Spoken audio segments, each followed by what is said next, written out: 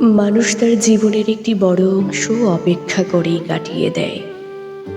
জীবনের জন্য অপেক্ষা, জীবন পেলে মৃত্যুর জন্য অপেক্ষা, উপেক্ষার জন্য অপেক্ষা, অপেক্ষার জন্য অপেক্ষা, আক্ষেপের জন্য অপেক্ষা।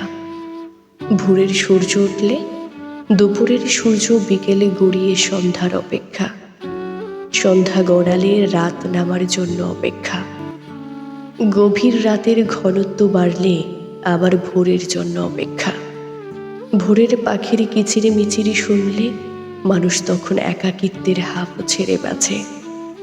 এরপরেই যানজটের শহরে গন্তব্যে পৌঁছানোর অপেক্ষা, পৌঁছে গেলে ঘরে ফেরার অপেক্ষা। ঘরে ফিরে মানুষ অপেক্ষার ছলে একটুখানি প্রশান্তির খোঁজ করে, সেও দীর্ঘ অপেক্ষা।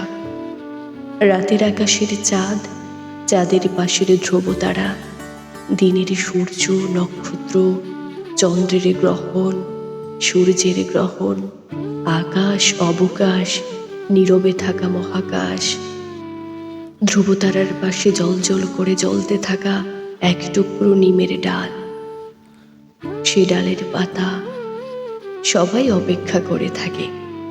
প্রিয় মানুষের জন্য অপেক্ষা, অপ্রিয়তা থেকে নিজেকে লুকিয়ে রাখার অপেক্ষা, জীবনের সবটুকু আক্ষেপকে ভুলে থাকার অপেক্ষা, ভুলে গেলে আবার স্মরণ করার অপেক্ষা, স্মৃতিকে ভুলে যাবার অপেক্ষা, স্মৃতিকে আবার আঁকড়ে ধরার অপেক্ষা, 100 বছরের প্রতীক্ষা।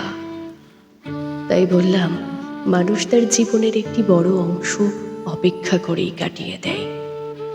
জীবনের জন্য অপেক্ষা করে মানুষ, জীবন পেলে মৃত্যুর জন্য অপেক্ষা করে মানুষ, উপেক্ষার জন্য অপেক্ষা করে, আক্ষেপের জন্য অপেক্ষা করে, ভোরের সূর্য উঠলে দুপুরের সূর্য বিকেলে গড়িয়ে সন্ধ্যার জন্য অপেক্ষা করে, প্রিয় মানুষের জন্য অপেক্ষা করে, অপ্রিয় থেকে নিজেকে লুকিয়ে রাখার জন্য অপেক্ষা করে।